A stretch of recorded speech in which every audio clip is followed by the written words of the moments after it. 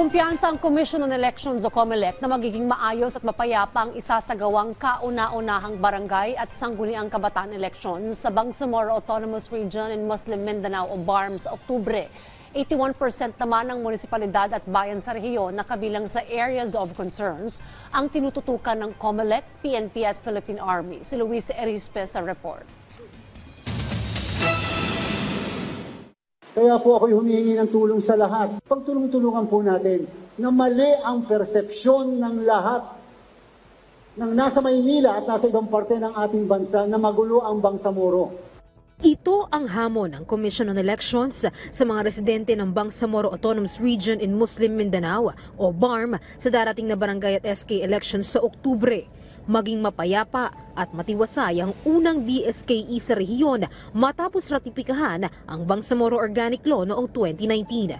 Sabi ng COMELEC, naniniwala sila na kaya ng BARM na hindi magkaroon ng kahit isang election failure ngayong botohan. Yung 2018 elections, walang failure doon, 100% nag-function.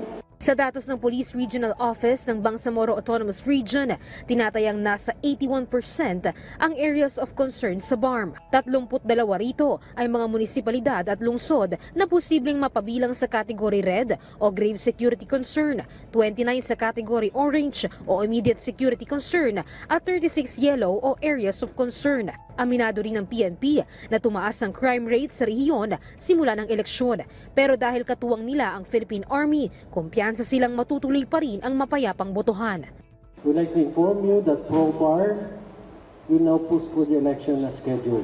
We are aligned with the 3 divisions of the Armed Forces of the Philippines.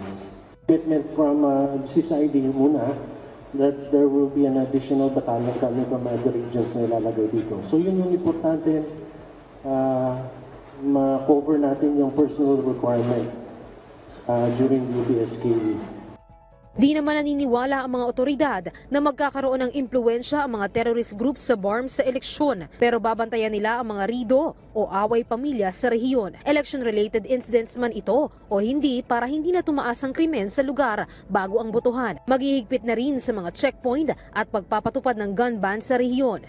Samantala, nilinaw naman ng COMELEC na sa ngayon wala pang election-related incident na naitala sa bansa. Sa 4 na naunang naitalang patayan tulad ng sa Cainta Rizal, sa Datu Salibo sa Maguindanao at sa Midsayap North Cotabato, lahat ito ay hindi election-related incident. Bineberipika pa naman sa ngayon ang insidente sa Libon Albay kung saan isang barangay chairman ang binaril at napatay ilang minuto makalipas siyang maghain ng Certificate of Candidacy. Luisa Erispe para sa Morning Show ng Bayan, Rise and Shine Pilipinas.